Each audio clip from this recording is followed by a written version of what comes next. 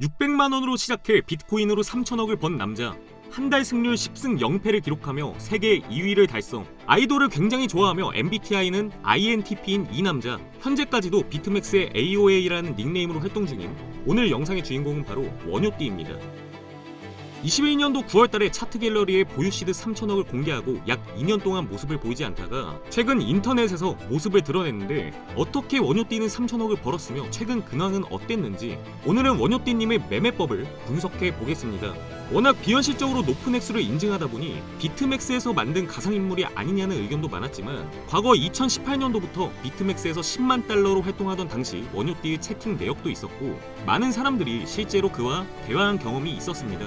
그리고 무엇보다도 21년도 7월 13일경 차트 갤러리에서 바이낸스 리더보드 랭킹에 들겠다는 공약을 했었고, 얼마 되지 않아서 바이낸스 주간 랭킹에 오마이걸이라는 닉네임으로 1위를 찍었던 모습인데요. 100번 양보해서 비트맥스에서 만든 가상인물이라 가정을 해도 전세계 탑 거래량을 자랑하는 바이낸스에서 리더보드를 조작한다는 것은 있을 수가 없는 일이기 때문에 실존 인물이 맞지만 단지 대중들 앞에서 잘 나서지 않는 성격이기 때문에 수면 위로 드러나지 않는다고 생각이 됩니다. 그리고 가장 최근인 23년도 9월 1일에 업비트에 갑자기 2,550개의 비트코인 하나로 약 900억 원의 매수벽이 올라옵니다. 누가 이 정도의 매수벽을 쳤을까라며 온 커뮤니티가 술렁이던 사이에 과거와 비슷한 전례가 있어 혹시 원효띠가 아닐까라고 생각한 알트갤러리 사람들이 알게를 보고 계시다면 6,974로 매수벽을 세워주세요라는 댓글을 장난식으로 달기 시작하자 얼마 지나지 않아 원효띠 본인이 등판하며 여긴 인증시티라는 글과 함께 비트코인 69개와 74개의 매수벽을 세우기 시작합니다. 그리고 마지막으로 2,550개의 비트 물량이 본인 것이었음을 인증하고 나서 2,050억 원어치의 자산도 함께 인증을 한 후에 호련히 사라진 모습입니다. 원효띠가 어떠한 매매 기법을 주로 사용했는지 직접 작도한 차트를 통해서 알 수가 있는데요. 여러분들도 저와 함께 원효띠의 작도를 보시면서 매매법을 분석해보고 해석하는 시간을 가져보겠습니다. 먼저 지금 보시는 차트에서 원효띠는 무언가의 확신을 가지고 풀매수를 박았다고 합니다. 어떤 걸 봤냐면 총 3가지의 그림을 봤다고 하는데요. 첫 번째가 바로 역헤드앤숄더 패턴이었습니다. 차트상으로 저점을 한번 갱신하고 그 다음에 더 깊은 저점을 갱신을 했는데, 다음 지지 구간이 마치 어깨와 머리, 어깨와 같은 모습으로 연상이 되기 때문에 아직은 현재의 상승 추세가 파란색 영역까지는 진행이 더 가능해 보인다고 먼저 판단을 했고요. 가장 중요한 것은 이 차트가 나오기 전에 어떻게 매매로 접근을 했는가인데요.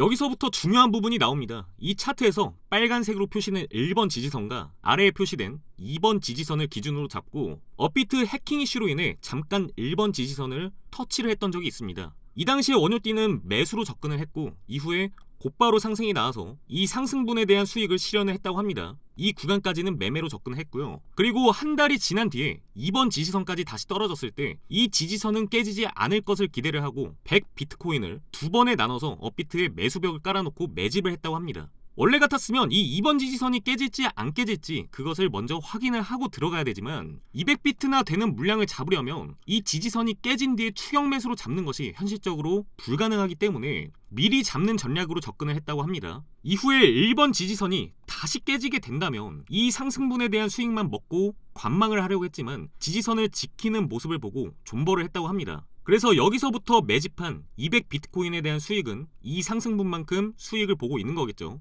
그리고 여기서부터 매집한 비트코인의 홀딩의 근거로는 역헤드앤숄더 패턴 관점에서 이 파란색 부분만큼의 상승폭이 좀 더 남아있다는 근거로 홀딩을 한 것 같습니다. 여기까지만 놓고 보면 뭐야 그냥 일반적인 패턴 매매네 라고 생각을 하실 수 있는데, 원효띠는 추가적으로 지난 과거 차트를 통해서 유래를 찾아보기 힘들 정도로 비슷한 그림이 나오면서 특히 C번 구간에서 지지선을 두드렸을 때 버텼던 근거가 단기 저점을 살려주던 과거의 패턴과 동일하게 봤던 것 같습니다. 이 밖에도 테더 시총이라던가 알트 움직임 등을 눈여겨봤지만 가장 중요시 여겼던 건 지금 설명드린 차트에 대한 내용들인데요. 이러한 부분들을 보면 원효띠는 차트 패턴을 굉장히 중요시 보는 것 같습니다.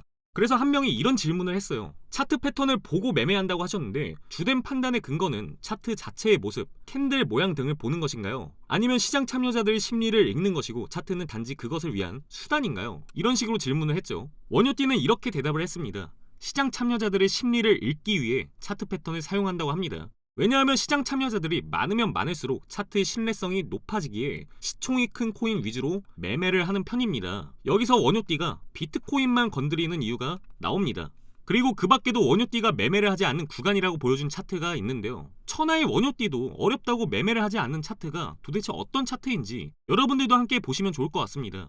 일단은 원효띠는 도대체 이 차트에서 왜 매매를 하지 않은 걸까? 그 부분을 유추를 했을 때 일단은 전형적인 하락장 패턴이었으면 이런 식으로 거래량이 크게 터지는 장대 음봉 뒤에 반등이 나온다고 하더라도 8,950달러에서 9,100달러까지 이런 커다란 양봉이 터지지 않았을 것이라고 말합니다. 그리고 이후에 이 빨간 원 속에서 보이는 움직임을 보면 하락을 하나 싶더니만 다시 한 번 더 반등을 주는 모습이 숏을 잡고 있는 사람 입장에서는 찝찝한 느낌을 줄 수밖에 없고, 그리고 심지어 이 당시에 바이낸스가 멈춰있는 동안에 다른 거래소들도 별다른 움직임을 보여주지 않고 모든 거래소가 이 차트인 상황이었기 때문에 원효띠는 중립을 유지를 하면서 이 차트에서 관망을 했다고 합니다.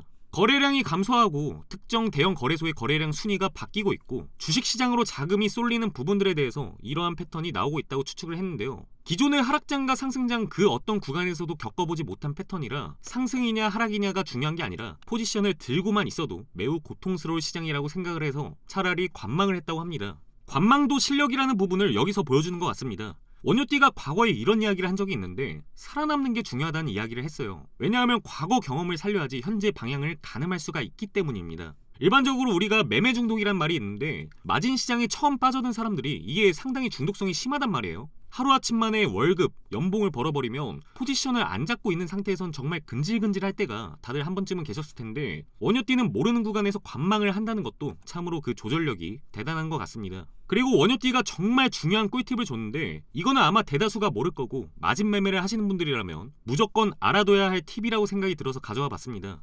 여러분이 만약에 마진을 할 때 롱이 리스크가 클까요? 아니면은 숏이 더 리스크가 클까요? 이 부분에 대해서는 깊게 고민을 해보신 분들이 사실상 저는 없을 거라고 생각을 합니다. 1배율 롱과 1배율 숏 중에 뭐가 더 유리할까? 둘 다 1배율 상승, 1배율 하락 배팅이면 똑같은 거 아니냐라고 생각이 드시는 분들은 지금부터 알려드린 내용을 잘 숙지하시면 될 것 같습니다.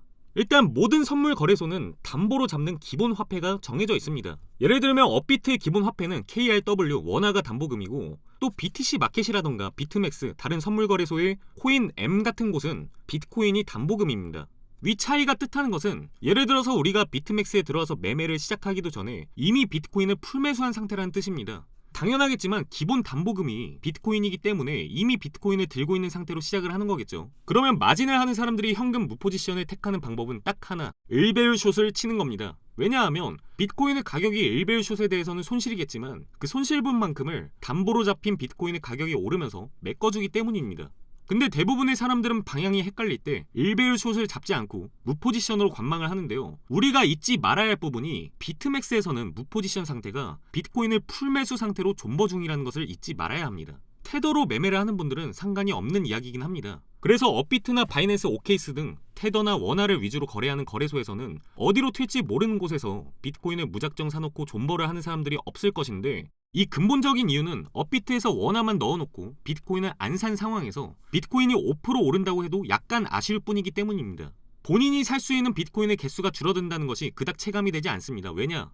원화가 기본 화폐이기 때문에 자산을 보호한 거니까. 근데 비트맥스에서 1배율 숏을 치고 5%가 오른다면 달러나 원화의 가치는 그대로임에도 불구하고 대부분의 사람들은 머리가 뜨끈해지기 시작합니다. 비트코인이 기본 화폐이고 비트 수가 줄어드는 게 실시간으로 보이니까요. 그래서 여러분들은 여기서 선택을 해야만 해요. 자산을 비트코인의 개수로 계산을 할 것인지 원화로 계산을 할 것인지. 비트로 하는 사람들도 물론 있겠지만 절대적으로 달러나 원화로 계산을 하는 사람들이 많단 말이에요. 근데 비트맥스에서 1배율 숏 상태로 유지를 하는 사람들은 정말 많이 보지 못했다고 합니다. 쉽게 말해 6,500달러에서 8,100달러가 되면서 나온 수익 25%는 비트맥스에서 매매를 안 하고 관망만 한 사람도 얻게 되는 겁니다. 이로 인해서 발생하는 중요한 현상이 있는데 8,000달러에서 1배율 롱을 탑승한다면 청산가는 4,000달러이지만 1배율 숏을 탑승한다면 청산가는 무한이 됩니다. 1배율 롱과 1배율 숏이 비슷한 리스크로 여겨질 수 있지만 현실은 1배율 롱이 더 위험하다는 것이죠.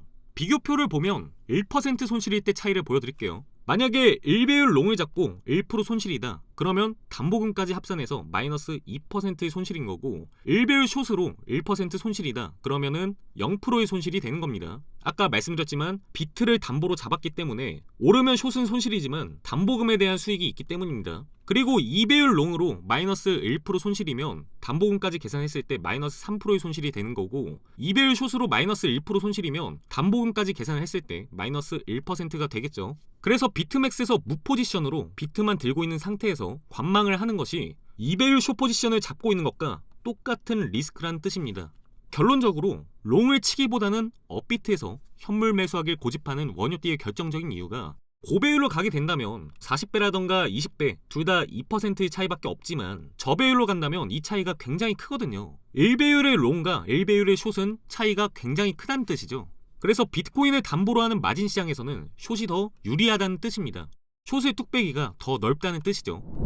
원효띠의 경험과 분석에서 나오는 부분들에 우리가 참고할 수 있는 알짜배기 꿀팁이 정말 많은데요. 추후에 영상 반응이 좋다면 좀 더 다양하고 세부적인 매매법 분석을 후속 영상으로 다뤄보려 합니다. 원효띠의 Q&A에서 자주 나왔던 질문과 강조했던 부분들을 요약해서 보여드리면 이렇습니다. 첫 번째로, 차트에 따로 줄을 긋진 않고 눈대중으로 본다고 합니다. 그리고 매매 일지는 작성하지 않고요. 엘리엇 파동과 하모닉 패턴은 보지 않습니다. 그리고 차트 패턴과 봉 모양, 거래량을 주로 참고하고 모니터는 한 대만 쓴다고 하죠. 시드는 10분할, 분할 매매로 10배에서 20배 레버리지, 시드가 굉장히 많아지면 3배 레버리지까지만 조절을 한다고 합니다. 그리고 승률이 높은 매매, 손익비가 좋은 매매를 주로 하는 편이고, 시드가 소액이라도 자주 시장에 참가하라는 말을 했습니다. 그리고 마지막으로, 반년 동안 꾸준히 매매를 하더라도 전혀 감이 잡히지 않는다면 과감하게 매매를 그만두는 것이 좋다는 이야기를 했습니다. 코인으로 돈을 버는 사람이 선물은 10%, 현물은 20% 정도라고 생각을 하고, 반년 동안 해도 감이 잡히지 않는다면 앞으로는 시간만 낭비하거나 오히려 잃게 될 확률이 훨씬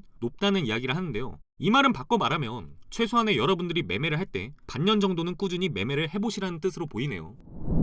자, 이렇게 원효띠님의 매매법을 분석을 해봤는데 세상에는 참 트레이딩 감각이 뛰어난 사람들이 많은 것 같습니다. 누구는 운이 좋다, 시기를 잘 탄 거다 이렇게 생각하실 수 있지만, 아무리 운이 좋다고 해도 600만원으로 3천억까지 찍는다는 건 운이 아닌 실력의 영역이라고 저는 그렇게 생각을 합니다. 여러분들도 이러한 사례와 원효띠의 매매법을 통해서 영감을 얻고 원하시는 목표를 꼭 이루시길 바랍니다. 오늘도 트레이딩의 모든 것이었습니다.